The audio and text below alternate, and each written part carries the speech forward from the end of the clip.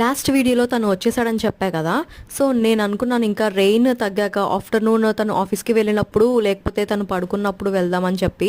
కానీ అస్సలు తను ఆఫీస్కి వెళ్ళలేదు, నిద్రపోలేదు, ఇంకా రెయిన్ కూడా అస్సలు తగ్గలేదు. ఏదో ఒకటి చెప్పి బయటికి వద్దామన్నా కూడా.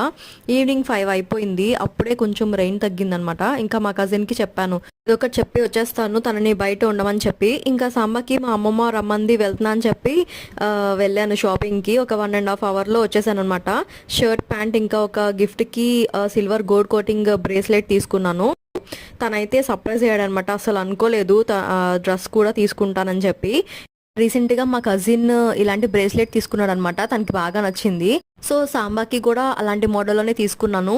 ఇంకా నైట్ మా కజిన్స్ ఇంకా తన ఫ్రెండ్స్ కూడా వచ్చి కేక్ కటింగ్ చేపించారు. ఇంకా మార్నింగ్ మంచిగా ఫ్రెష్ అయ్యి టెంపుల్కి కూడా వెళ్ళొచ్చాము.